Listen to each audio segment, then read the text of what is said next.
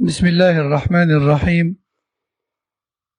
الحمد لله رب العالمين، والصلاة والسلام على أشرف الأنبياء والمرسلين، نبينا محمد وعلى آله وأصحابه أجمعين، أما بعد. فيقول المؤلف رحمه الله تعالى في الباب 27 باب ما جاء في التطير. باب ما جاء في التطير يعني من أنه شرك وحرام لا يجوز. وأتى المؤلف رحمه الله في هذا الباب ب8 أدلة ما بين آيات وأحاديث. Donc, dans ce chapitre qui est le 27e, l'auteur rahimahullah ta'ala va nous parler de l'augure. Et concernant cela, il va nous citer 8 textes, 2 versets et 6 hadiths, afin de prouver que l'augure est une forme d'association à Allah Azza wa Jal, et donc une chose illicite et strictement blâmable et interdite en islam.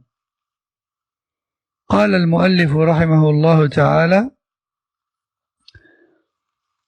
قول الله تعالى: ألا إنما طائرهم عند الله ولكن أكثرهم لا يعلمون. وقوله تعالى: قالوا طائركم معكم. قالوا طائركم معكم أئن ذكرتم بل أنتم قوم مسرفون.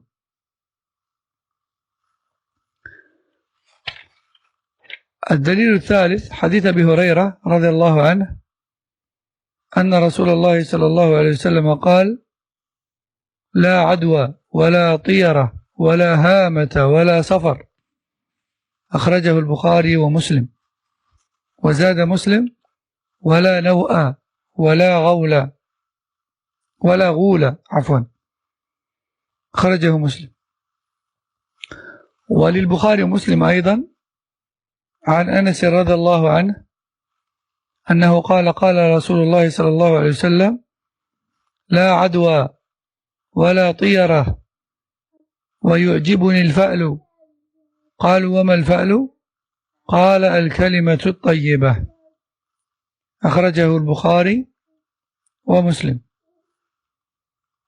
ولأبي داود بسند صحيح عن عقبة بن عامر رضي الله عنه أنه قال: ذكرت الطيرة عند رسول الله صلى الله عليه وسلم فقال: أحسنها الفأل ولا ترد مسلما، فإذا رأى أحدكم ما يكره فليقل: اللهم لا يأتي بالحسنات إلا أنت ولا يدفع السيئات إلا أنت ولا حول ولا قوة إلا بك.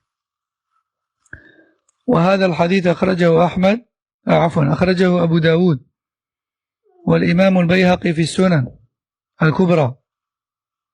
والحديث قد ضعفه الشيخ الألباني رحمه الله في ضعيف الجامع، وأشار إلى ضعفه أيضا في السلسلة الضعيفة، ولكن معناه صحيح.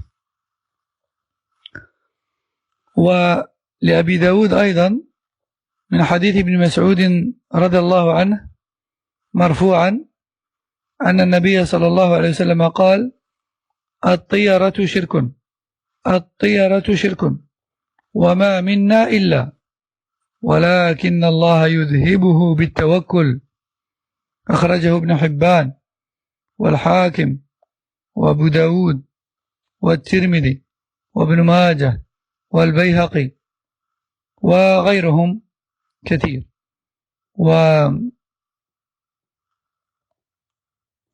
وقد صححه الشيخ الألباني رحمه الله في صحيح الجامع، وأشار إلى صحته في غاية المرام، وكذلك في السلسلة الصحيحة.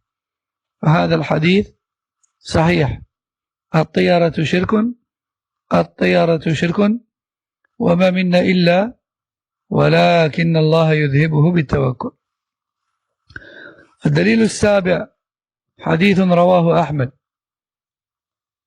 من حديث ابن عمرو من حديث عبد الله بن عمرو بن العاص رضي الله عنه أن النبي صلى الله عليه وسلم قال من ردته الطيرة عن حاجته فقد أشرك.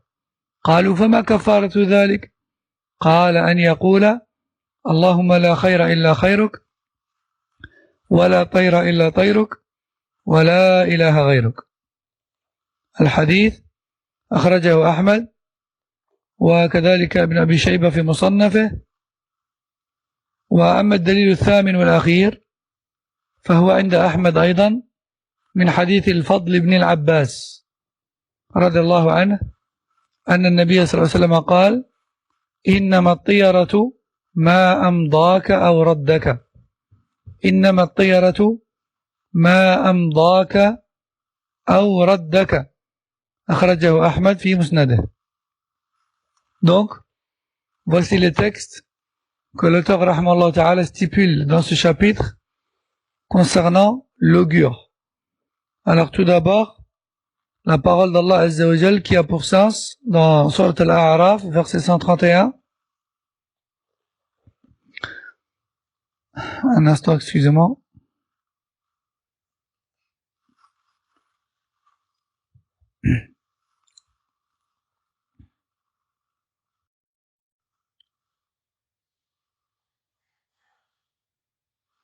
Donc dans Surat Al-A'raf, verset 31, et quand le bien-être leur vint, ils dirent cela nous est dû. Et si un mal les atteignait, ils voyaient en Moïse et ceux qui étaient avec lui un mauvais augure. En vérité, leur sort dépend uniquement d'Allah, mais la plupart d'entre eux ne savent pas.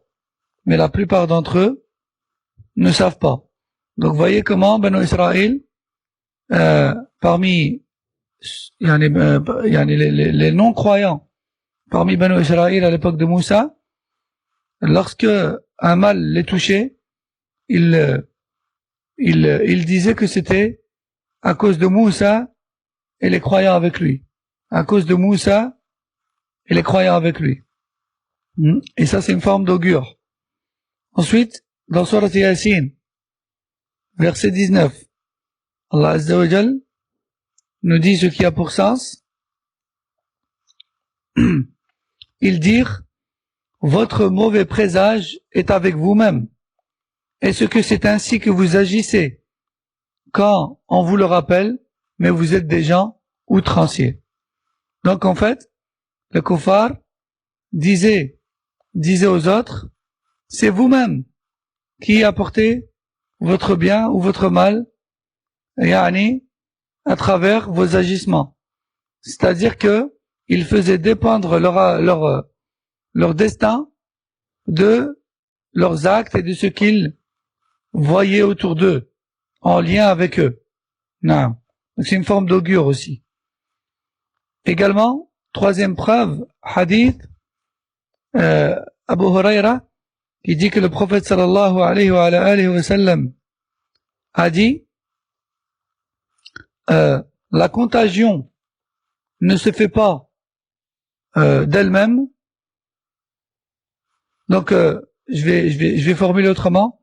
Point de contagion, point d'augure, point de hama, point de safar. Alors, Inch'Allah, je vais expliquer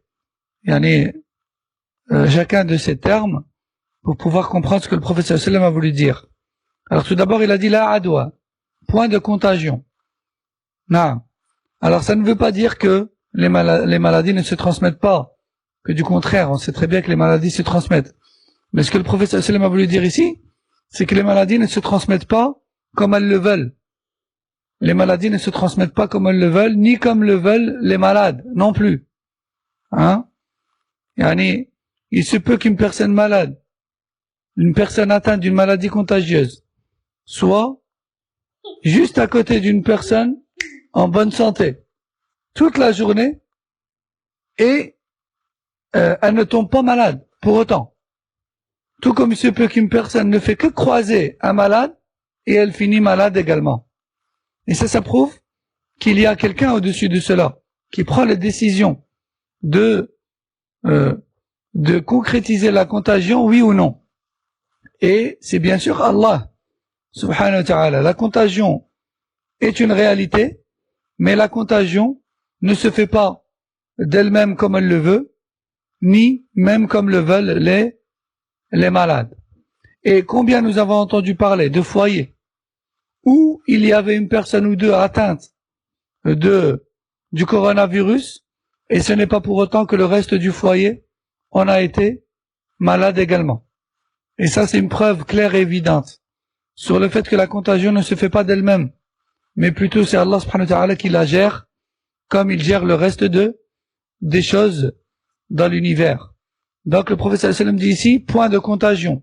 C'est-à-dire que la contagion ne se fait pas comme les gens le pensent, comme les polythéistes le pensent, mais plutôt elle se fait lorsqu'Allah le décide. La maladie, la présence de la maladie dans une personne est une cause de contagion, oui, mais la concrétisation de la contagion lors de la présence de la cause ne se fait que par la volonté d'Allah subhanahu wa ta'ala. Donc point de contagion, c'est-à-dire d'elle-même. Ensuite il dit wala tiyara, et point d'augure, c'est-à-dire que l'augure n'a aucune réalité, parce que il veut sortir de chez lui, il veut fermer la porte, là, sa clé elle casse dans le barillet, il dit c'est un mauvais signe, ça veut dire que je dois pas partir, sa voiture elle démarre pas, ça veut dire que c'est un mauvais signe. Ou alors maintenant, lorsqu'il se réveille, il se rend compte qu'il a mis le pied droit d'abord par terre, en dehors de son lit, alors il dit c'est un bon signe, ça veut dire que je dois y aller. Tout ça, c'est de l'augure, et l'augure elle a bien sûr diverses formes, et elle est très très variée chez les gens et chez les peuples. Donc point d'augure, l'augure n'a aucune réalité, et ce que l'on voit autour de nous n'a aucune incidence sur notre destin. Ensuite wala hama, al-hama c'est un animal. Certains salafs ont dit que c'est en fait l'hibou, pourquoi? Parce qu'en fait les polythéistes de l'époque disaient qu'une personne tuée injustement revenait à la dunya en s'incarnant dans un hibou afin de se venger de son tueur, et ça bien sûr c'est une croyance païenne. Les polythéistes, c'est pas du tout une croyance de l'islam, et d'où d'ailleurs l'attachement de beaucoup de gens à l'hibou, et il y a beaucoup d'augures par rapport à l'hibou. Quand une personne voit un hibou, en général elle a peur, ça porte malheur, ou alors même dans l'autre sens aussi, on voit parfois des gens considérer l'hibou comme étant un porte-bonheur, d'ailleurs on voit que les gens portent des pendentifs hibou, comme ils portent des pendentifs trèfle à 4 feuilles, comme ils portent des pendentifs en forme de papillon, il y a le nœud papillon, etc. Donc point d'augure. Ensuite il a dit alayhi salam, point de hama. Le hama, comme on a dit, c'est l'animal dans lequel s'incarnerait, selon les polythéistes, l'âme d'une victime tuée injustement afin de se venger de son tueur. Ensuite il dit wala safar. Safar c'est le mois de Safar, qui est l'un des mois du calendrier hégirien. Parce qu'en fait les polythéistes à l'époque, ils avaient déjà le mois qui s'appelle Safar. Tous les mois n'ont pas vu le jour après l'hégire. Certains noms de mois ont été changés après l'arrivée de l'islam, mais certains noms étaient déjà existants, comme Safar par exemple. Et les polythéistes faisaient beaucoup d'augures par rapport à Safar. Ils disaient que c'était un mois qui portait malheur, ils disaient que le dernier mercredi de Safar portait malheur, etc. Al-Muhim, il faisait beaucoup d'augures par rapport à Safar, et du coup le prophète sallallahu alayhi wa sallam a aboli cela, il a mis en garde contre cela. Et il a dit, il n'y a aucune réalité à ce que les gens prétendent concernant le mois de Safar. rapporté par Bukhari et Muslim. L'imam Muslim rapporte ce même hadith avec une phrase, deux phrases supplémentaires. Il dit, il n'y a également aucune réalité au naw'. An-naw', c'est quoi naw'? C'est, selon les polythéistes, an-naw', c'est la pluie qui tombe de la part des étoiles, qu'ils invoquent en dehors d'Allah, subhanahu wa ta'ala. Hein, ils accomplissent certains actes de culte autres qu'Allah tabaraka wa ta'ala, et ils disent que lorsque telle ou telle étoile apparaît, ou telle étoile disparaît, et qu'il pleut, alors cela vient de naw' kada wa kada. Al-naw', ce sont les étoiles adorées en dehors d'Allah azza wa jal, et de la part desquelles ils prétendent que la pluie vient. C'est ça le naw'. D'ailleurs, dans certains de nos peuples, en Algérie notamment, dans certaines régions, on appelle la pluie nou. Nou. Chez nous, par exemple, dans la région de Wahran, dans la région de l'Ouest, on n'appelle pas la pluie le matar. On appelle la pluie nou. Hein, sabbat nou. Nou est tombé pour dire la pluie. Et ça, c'est à la base, c'est un terme polythéiste. Néanmoins, certains savants contemporains ont été questionnés sur le jugement d'utiliser ce terme aujourd'hui, comme Cheikh Ferkous par exemple et d'autres, et ils ont dit que ceux qui appellent la pluie nous aujourd'hui, ils n'ont pas la croyance des polythéistes d'autrefois. Et si tel est le cas, c'est-à-dire s'ils n'ont pas cette croyance-là, alors il n'y a pas de mal, Inch'Allah. Mais bien sûr, le mieux c'est toujours d'éviter ce genre de termes qui font allusion à leur polythéisme. C'est toujours mieux de dire al-matar, ou bien al-mtar, ou bien al-shta, ou bien al-ghayth, qui sont des noms appropriés. Taïb. Donc dans cette version rapportée par Muslim, il y a également le terme wala naw'a. Il n'y a aucune réalité au naw', c'est-à-dire les étoiles ne donnent pas de pluie. Et aussi il a dit wala roul. Al-roul, on a tous déjà entendu parler de l'roul en étant petit, wallahu a'lam. Al-roul, c'est selon les polythéistes des démons qui faisaient peur aux voyageurs dans le désert la nuit et qui les détournaient de leur chemin, de leur itinéraire. Et il est triste de constater que nos peuples, quand je dis nos peuples, c'est du Maghreb principalement, lorsqu'ils veulent faire peur à leurs enfants, lorsqu'ils veulent empêcher leurs enfants d'aller dans telle ou telle pièce, ou de sortir de la maison, d'aller dans le jardin ou autre, au lieu de leur dire tout simplement, écoute, je t'ai dit de ne pas y aller. Ils ajoutent à cela, ne va pas là-bas parce que là-bas il y a le roule. Là-bas il y a le roule. Et ils font croire à l'enfant qu'il y a là-bas un monstre qui s'appelle le roule. De ce fait, l'enfant a peur et il grandit comme ça, en ayant peur d'autre qu'Allah Azza wa Jal. Ils éduquent leurs enfants sur la peur d'autre qu'Allah Azza wa Jal. Et ça c'est grave. Hein? Donc voyez comment les polythéistes faisaient dépendre leur vie de le roule, et comment aujourd'hui, beaucoup de nos familles, de nos proches, et de nos frères et sœurs parmi les Maghrébins, continuent à perpétrer cette croyance qui est celle de la peur de le roule. Naam. Donc le prophète sallam a dit, Wala roule, il n'y a aucune réalité à le roule. Alors il y a des hadiths dans lesquels il est sous-entendu que le roule existait. Ce sont une certaine catégorie de démons qui attaquent les gens dans le désert. Mais cependant, le prophète sallam dit clairement dans les hadiths qu'il ne faut pas leur accorder toute l'attention et toute la peur que les polythéistes leur accordaient. Ce sont des créatures comme d'autres. Et il ne faut pas faire dépendre sa vie des shayatin, comme vous le savez. Taïb, cette version-là est rapportée par Muslim. Ensuite, donc, le quatrième dalil, rapporté par le Bukhari et Muslim, d'après Anas, le prophète sallallahu alayhi wa sallam a dit, point de contagion, point d'augure, mais plutôt, ce qui me plaît, c'est l'optimisme. Et les compagnons ont dit, qu'est-ce que l'optimisme au message d'Allah? Il a dit, la bonne parole. C'est-à-dire, il faut toujours prononcer de bonnes paroles, optimistes, il faut rester positif dans la vie, et ne pas, développer des peurs de tout ce qu'on voit autour de nous comme prétendu mauvais signe. Naam.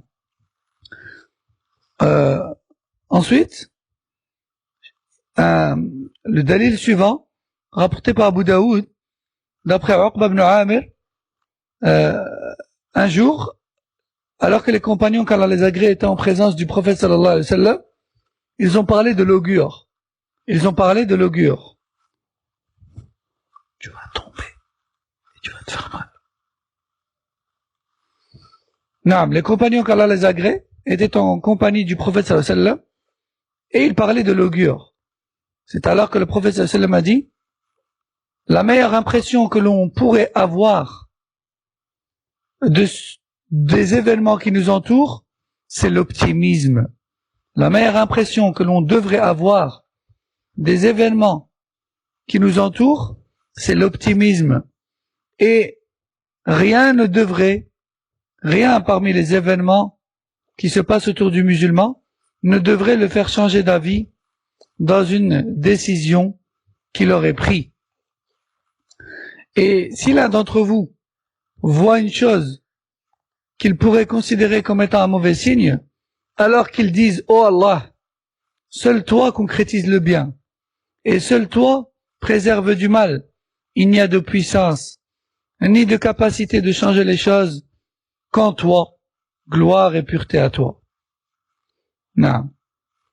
Et ce hadith a été jugé faible par Cheikh Al-Albani, rahimahullah. Néanmoins, son sens est correct. Néanmoins, son sens rejoint celui des autres textes. Aussi chez Abu Daoud, d'après Ibn Mas'ud, le prophète sallallahu alayhi wa sallam a dit, l'augure est une forme d'association à Allah. L'augure est une forme d'association à Allah. Et chacun d'entre nous a parfois tendance à ressentir en une chose un mauvais signe. Mais on peut se débarrasser de cela en plaçant toute sa confiance en Allah. En plaçant toute sa confiance en Allah. Rapporté par Abu Daoud et Tirmidhi, qui l'a jugé authentique. Non.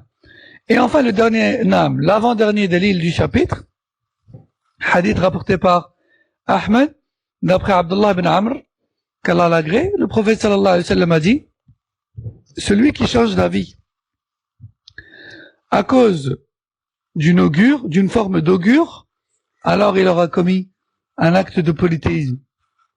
Attention, tu vas tomber. Celui qui change d'avis à cause d'une forme d'augure, alors il aura commis un acte de polythéisme. Alors les compagnons ont dit, oh messager d'Allah, comment peut-il donc expier ce péché-là?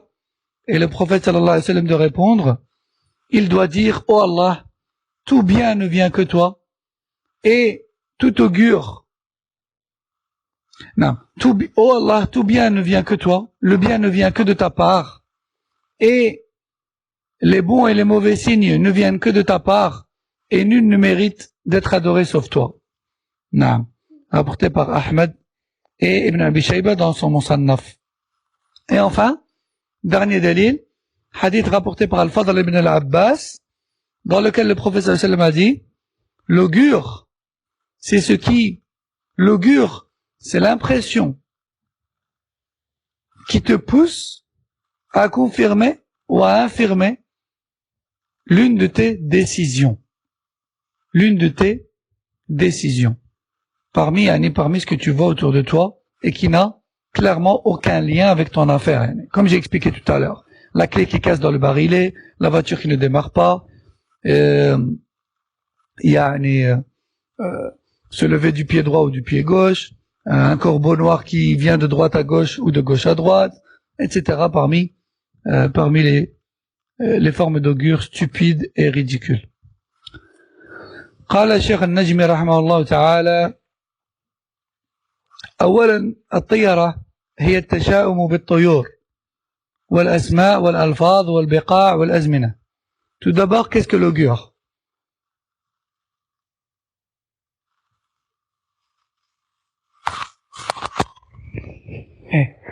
Tu vas tomber et tu vas te faire très mal. Tu vas te faire très mal.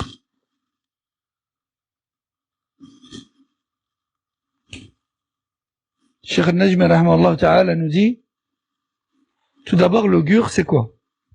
L'augure, c'est le fait de prétendre un lien entre certaines choses et certains événements et certains lieux et certains moments, un lien entre tout ça et notre destin. Et notre destin. Ce qui va advenir de nous, yani. Comme le fait de voir un bon ou un mauvais signe dans les oiseaux ou dans les noms.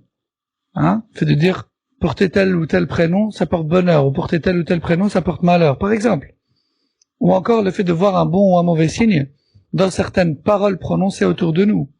Ou un bon ou un mauvais signe dans une chose qui se passe à tel ou tel endroit, ou à tel ou tel moment. C'est ça l'augure. Ensuite, deuxièmement, quel est le jugement de l'augure en islam? L'augure est une chose interdite. L'augure est une chose haram, illicite en islam. C'est une forme d'association à Allah tabaraka wa ta'ala. Et l'islam a interdit l'augure. Et il a blâmé ceux qui commettent l'augure. Troisièmement, est-ce qu'il y a une exception dans les formes d'augure? Est-ce qu'il y a des exceptions? Est-ce que certaines formes d'augure sont autorisées et légiférées? La réponse est catégoriquement non. Il n'y a aucune exception à la règle. Toutes les formes d'augure sont interdites et blâmables.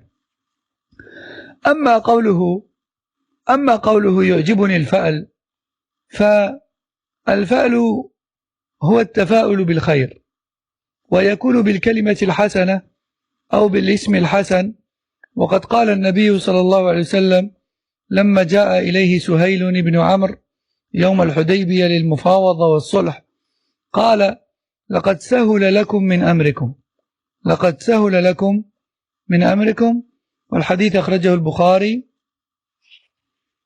في صحيحه. نعم. بينما كان بعض الصحابة يعني ضائق بهم صدرهم مما تنازل يعني فيه النبي صلى الله عليه وسلم عن بعض الأمور من أجل هذا الصلح ولكن النبي صلى الله عليه وسلم قال لهم ماذا؟ لقد سهل لكم من أمركم كلمة طيبة حتى يتفاءلوا ويحسنوا الظن بالله عز وجل وهكذا كان النبي صلى الله عليه وسلم تعجبه الكلمة الحسنة ويعجبه الاسم الحسن. Donc, Cheikh Najmi nous explique le sens de la parole du prophète sallallahu alayhi wa sallam lorsqu'il dit ce qui me plaît, c'est l'optimisme. Ce qui me plaît, c'est l'optimisme. Le musulman et la musulmane sont censés être optimistes dans la vie et non pas pessimistes. Et non pas pessimistes. Pourquoi être pessimiste alors que c'est Allah, celui que nous adorons, qui gère l'univers? Pourquoi être négatif? Pourquoi être effrayé de tout ce qu'on voit autour de nous? Il n'y a pas de raison. Donc, Cheikh Najmi nous dit, il veut dire par l'optimisme, c'est-à-dire le fait de voir du bien dans toute chose, et le fait de prononcer de bonnes paroles suite aux événements, et non pas de mauvaises paroles. Regardez par exemple lorsque le prophète sallallahu alayhi wa sallam a fait ce fameux pacte de réconciliation avec Quraysh le jour de l'Hudaybiyah, lorsqu'il a dû faire certaines concessions et que certains compagnons avaient le cœur serré de se voir faire certaines concessions alors qu'ils étaient sur la vérité et les polythéistes sur le faux. Mais le prophète sallallahu alayhi wa sallam savait ce qu'il faisait. Et lorsqu'il a vu que ses compagnons n'étaient pas du tout à l'aise avec ce pacte, il leur a prononcé une belle parole afin de dissiper leur optimisme, afin de dissiper leur pessimisme et de les inviter vers l'optimisme. Il a dit alayhi salatu wassalam, sachez qu'aujourd'hui vos affaires vous ont été facilitées. Sachez qu'aujourd'hui votre situation vous a été améliorée. Naam. Ainsi le prophète sallallahu alayhi wa sallam préférait prononcer de bonnes paroles, des paroles agréables et rassurantes, malgré les événements et malgré les choses qui pourraient effrayer les personnes. نعم.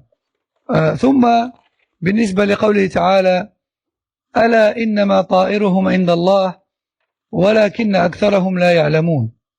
الطائر هنا هو ما طار لك، أي ما خرج لك وكتب أنه يقع لك أو عليك، لأن الله قد كتب أعمال العباد وأفعالهم وأقوالهم وما هو صائر لهم أو عليهم في اللوح المحفوظ.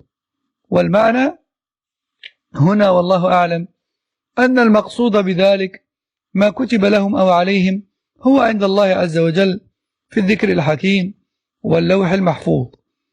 Par rapport au verset qui a pour sens, n'est-ce pas que leur destin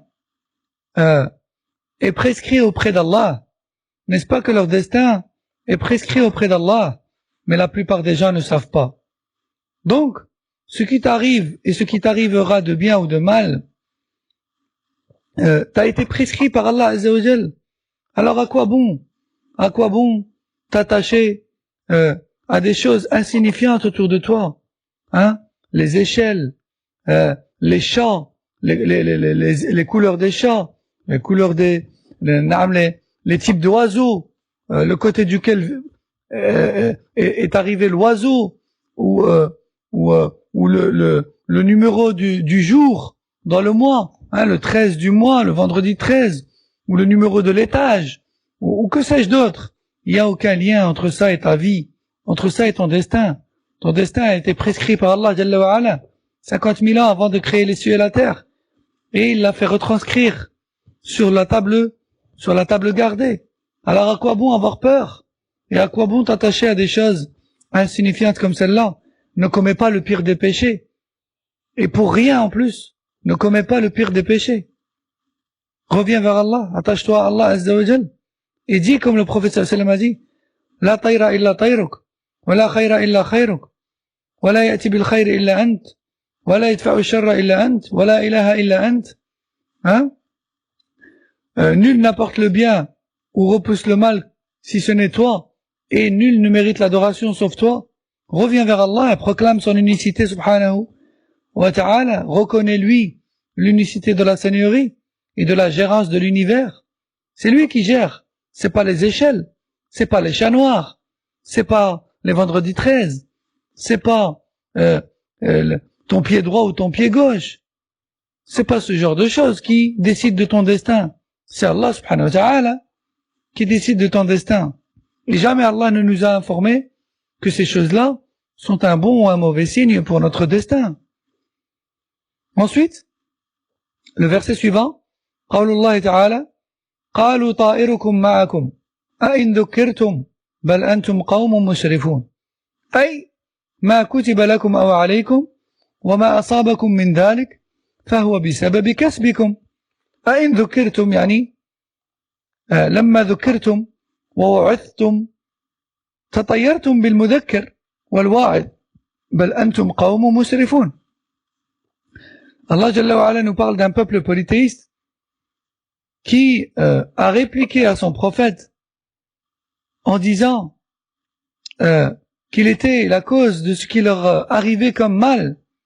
Et Allah Azza wa Jalla leur a répliqué en disant ce qui a pour sens: plutôt, ce qui vous arrive comme mal est le fruit de vos actes. Il est le fruit de vos actes. Et lorsque l'exhortation vous est faite, vous voici donc affiliés votre destin autre qu'Allah subhanahu wa ta'ala, mais en réalité vous êtes un peuple désobéissant. Donc, le dalil suivant, hadith Abi Hurayra radiyallahu anhu, أن رسول الله صلى الله عليه وسلم قال: لا عدوى ولا طيرة ولا هامة ولا سفر. وزاد مسلم: ولا نوء ولا غول. قوله لا عدوى يعني لا عدوى تعدي بنفسها، وقوله ولا طيرة هذا نفي للطيرة المحرمة، أي أن التشاؤم بالطير لا أثر له، أي لا تأثير له، سواء أتاك ناطحا أو بارحا أو من اليمين أو من اليسار، فذلك ليس له تأثير في القدر ووقوع المصائب والأحزان، وإنما القدر بيد الله، هو الذي يجري الأقدار كما يشاء بخير أو شر، كلها بقدر الله عز وجل. فمن اعتقد تأثير الطير المتطير به فقد أشرك، والواجب عليه أن يتوب إلى الله. فهذا نفي للطيرة التي كان أهل الجاهلية يعتقدونها. ثم قوله ولا هامة، والهامة هي ما كان يعتقده أهل الجاهلية، أن من قتل ظلما تتحول نفسه هامة أو شيئا يطالب بالثأر، فالنص هنا للهامة، بمعنى أنها شيء كان يتصوره أهل الجاهلية وهو شيء لا حقيقة له، وقيل إنها البومة. وكذلك قوله ولا صفر، فإن أهل الجاهلية كانوا يتشاءمون بشهر صفر، فأخبر النبي صلى الله عليه وسلم أن الشهر لا شؤم فيه، بل هو كسائر الشهور. وقد كان أناس أيضا يتشاءمون ببعض الأيام كيوم الأربعاء من آخر كل شهر، ويسمونه ربيعا لما يدور، ويعتقدون فيه أنه يوم نحس مستمر.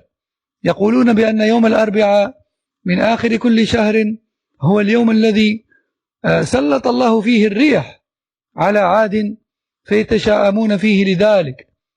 وزاد مسلم ولا نوء ولا غول، يعني أن النوء ليس هو الذي يتخلف عن الإتيان بالمطر أو يأتي به، ولكن الله هو الذي يأتي به. والغول هو ما يتراءى للإنسان، يعني ما يظهر للإنسان في ظلمة الليل ويضلل المسافرين، وتارة يكون مصحوبا بالسعالي. والغول نوع من الشياطين تقع للمسافر تضلله في الليل، لكن ورد في الحديث فإذا تغولت بكم الغيلان، ويعني جمع غول الغيلان، فبادروا بالآذان. وفي رواية فنادوا بالآذان. نعم. Ensuite, donc le hadith suivant qu'on a déjà expliqué plus ou moins, hadith Abu Huraira, dans lequel le prophète sallallahu alayhi wa sallam a dit point de contagion, point d'augure, point de hama, point de safar. Donc on a expliqué que cela veut dire que la contagion, bien qu'elle existe, elle ne se fait pas d'elle-même. C'est Allah qui décide, oui ou non, si la contagion se concrétise après que ces causes soient présentes. Ensuite, il a dit point d'augure, et on a compris ce que veut dire l'augure. Et à titre d'exemple, c'est lorsque les gens voient par exemple un corbeau arriver de droite à gauche, pour eux c'est un bon signe. Arriver de gauche à droite, c'est un mauvais signe. Arriver de face, c'est un bon signe. Arriver de derrière, c'est un mauvais signe, etc. Et cela ne se fait pas seulement avec les corbeaux, mais avec un tas d'autres choses, comme on a dit tout à l'heure. Ensuite, il a dit wala hama. On a expliqué, c'est l'incarnation des âmes des victimes injustement tuées, afin de se venger. Et on a cité l'exemple de la ya Rab, on a dit le subhanallah, al-bouma, j'ai perdu le mot. Allah al-musta'an, la hawla wa la quwwata illa billah. Al-bouma, ya Rab, al-bouma, c'est quoi encore? Le hibou, naam. Le hibou. Naam. Certains disent que c'est le hibou, et d'autres désignent d'autres animaux. Naam. C'est pour ça que certains redoutent le hibou. Alors que le hibou n'est qu'un animal parmi tant d'autres. Certes, il vit la nuit, certes, il sort la nuit, mais rien ne prouve qu'il apporte un quelconque mal. Non. Et beaucoup d'autres animaux vivent la nuit. Taïb. Ensuite, il a dit, voilà safar, aucune réalité aux augures liées à safar, comme on a dit. D'accord? Taïb. Ensuite, il a dit, voilà no, aucune réalité à la pluie qui provient de la part des étoiles, qui était nommée par les mushrikins, no. On a expliqué. Pareil pour le roule, on a expliqué. Taïb. Ensuite, le hadith suivant, hadith Anas, قال صلى الله عليه وسلم لا عدوى ولا طيرة ويعجبني الفأل. قالوا وما الفأل؟ قال الكلمة الطيبة ومعنى ذلك لا عدوى تعدي بنفسها وليست للطيرة تأثير في واقع العبد إلا فيما يجد بنفسه وقد وردت العدوى في أن رسول الله صلى الله عليه وسلم سئل عن الإبل تكون في الرمل كأنها الضباء فيخالطها البعير الأجرب فيجربها فقال رسول الله صلى الله عليه وسلم فمن أعدى الأول متفق عليه. Donc نعم فالمهم أن هذه الأحاديث التي ورد فيها النهي عن العدوى والطيرة والهامة والسفر هي علاج من الشارع الحكيم لما قد تأصل في نفوس المشركين من العقائد السيئة، فإذا أسلموا بقي شيء من تلك العقائد فعالجها الشارع الحكيم ببيان أنها اعتقادات وهمية وأنها لا تأثير لها بنفسها وإنما المؤثر هو الله، فنفى وقوعها استقلالا وأرشد إلى علاجها بقوله فإذا رأى أحدكم ما يكره فليقل اللهم لا يأتي بالحسنات إلا أنت ولا يدفع السيئات إلا أنت ولا حول ولا قوة إلا بك. Donc, dans le hadith de Anas, le messager d'Allah alayhi salatu salam a dit point de contagion, point d'augure, mais plutôt ce qui me plaît c'est l'optimisme. Qu'est-ce que l'optimisme au messager d'Allah? La prononciation de belles paroles face aux événements qui pourraient susciter une peur chez nous. Donc lorsqu'il dit point de contagion, on a expliqué, ça veut dire que la contagion ne se fait pas d'elle-même, mais plutôt par décision d'Allah Azza wa Jal. Et que parfois, quand bien même les causes de la contagion sont présentes, la contagion ne se fait pas. Naam. Aussi par la même chose par rapport à l'augure. Point d'augure, on a expliqué. L'augure n'a aucune réalité. Ensuite, d'ailleurs, par rapport à la contagion, lorsque le prophète sallallahu alayhi wa sallam a expliqué, lorsque le prophète sallallahu alayhi wa sallam a dit cela, certains compagnons ont dit, oh messager d'Allah, nous voyons pourtant, soyez attentifs à ce hadith, ils ont dit, oh messager d'Allah, nous voyons pourtant certains de nos chameaux en bonne santé se mélanger à des chameaux qui ont la lèpre, finir par être lépreux également. N'y a-t-il pas eu de contagion ici? Et le prophète sallallahu alayhi wa sallam de répondre, et qui a donc rendu malade le premier chameau? Et qui a donc transmis la maladie au premier chameau? Ce qu'il a voulu dire par là, c'est que, oui, la contagion existe, mais c'est Allah qui décide de la rendre réelle ou non, de la concrétiser ou non. Car quand bien même les gens se transmettent des maladies par la volonté d'Allah, revenons au premier malade. Qui lui a donné la maladie? Vu qu'il n'y avait pas de malade avant lui. Bien sûr, c'est Allah Azza wa Jal. C'est comme lorsqu'on dit à quelqu'un, qui t'a créé et t'a placé dans ce monde? Il dit, c'est ma mère et mon père. Taïb, qui a créé ta mère et ton père? Il s'entête et il dit, c'est ma grand-mère et mon grand-père. Taïb, qui a créé tes grands-parents? Il dit, c'est mes arrière-grands-parents. Et on peut continuer comme ça durant des heures et des jours. Au final, s'il n'avait pas d'orgueil en lui, il devrait dire finalement, tout simplement, le Créateur a créé l'humanité. C'est pareil ici. Qui a rendu malade les malades? Qui a donné la maladie aux malades? Eh bien, on aurait beau dire, c'est le malade juste avant lui, et ensuite le malade juste avant lui, et ensuite le malade juste avant lui. Au final, il y a bien eu un premier malade. Le premier malade, qui lui a donné la maladie? Qui l'a éprouvé par la maladie? C'est Allah Azza wa Jal.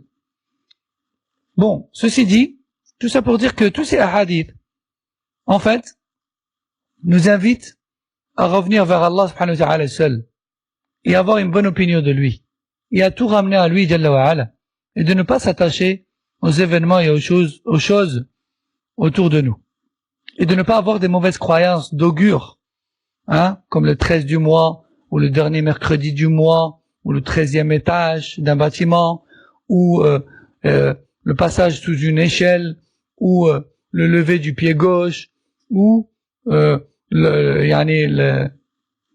le fait d'apercevoir un corbeau noir, ou le fait d'apercevoir un hibou, ou le fait d'apercevoir un chat noir, ou ce genre de choses. Ça, c'est des croyances païennes, des croyances pré-islamiques. On ne peut pas avoir ça dans notre cœur en étant musulman. طيب, le hadith suivant, hadith ibn Mas'ud, رضي الله عنه, قال صلى الله عليه وسلم, الطيرة شرك, الطيرة شرك, وما منا إلا ولكن الله يذهبه بالتوكل, فهذا علاج لما يقع في النفوس من التشاؤم والخوف من المستقبل. فإذا وجد الإنسان في نفسه شيئا من ذلك فليقل اللهم لا يأتي بالحسنات إلا أنت, أو يقول اللهم لا خير إلا خيرك, ولا طير إلا طيرك, ولا إله غيرك. وقد بين في حديث ابن عمر وأن من ردته الطيرة من حاجته فقد أشرك, أي وقع في الشرك.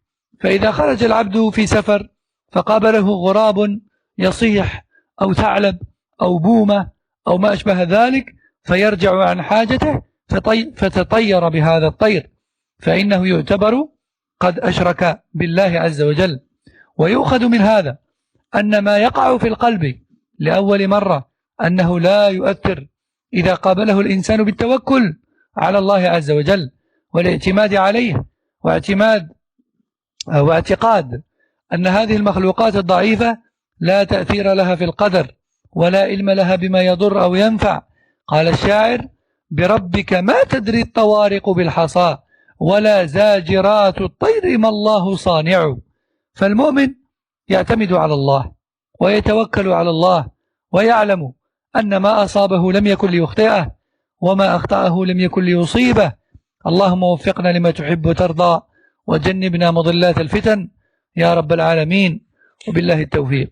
Enfin, Cheikh Al-Najmi termine en disant donc le hadith d'Ibn Mas'ud dans lequel le prophète sallallahu alayhi wa sallam a dit: l'augure est une forme de polythéisme, l'augure est une forme d'association, et toute personne parmi nous a été ou a ressenti un jour ou l'autre une chose par rapport à ça, mais cela se dissipe totalement à l'aide de la confiance en Allah, en plaçant totalement sa confiance en Allah Azza wa Jal.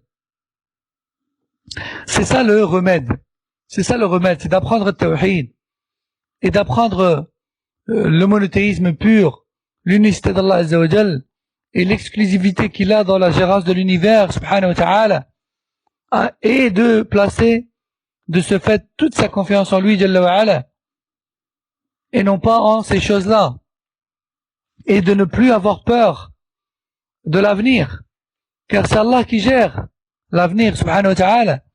Et lorsque l'un d'entre nous ressent par le biais d'un waswas ce genre de choses dans son cœur, il doit directement répliquer en disant: oh Allah, seul toi apporte le bien et seul toi éprouve par le mal et seul toi mérite l'adoration. De ramener cela à Allah Azza wa Jal et d'écarter de son esprit ce genre de ressenti ou de sentiment qui relève de l'augure. D'ailleurs, comme il a dit, comme le prophète sallallahu alayhi wa sallam a dit dans le hadith d'Ibn Omar, celui qui change d'avis à cause d'une forme d'augure, dans le hadith d'Ibn Amr, pardon. Le cheikh dit ici Ibn Omar, mais en fait c'est une erreur, c'est le hadith d'Ibn Amr, Ibn al-As. Celui qui change d'avis dans une chose quelconque à cause d'une forme d'augure, alors il aura commis un acte d'association à Allah Azza wa Jal. Celui qui sort de chez lui pour effectuer un voyage par exemple, et qui croise un corbeau, qui crie, ou qui croise un loup, ou qui croise un hibou, ou autre que cela, et qui retrousse chemin, celui-là a commis un acte d'augure et de polythéisme.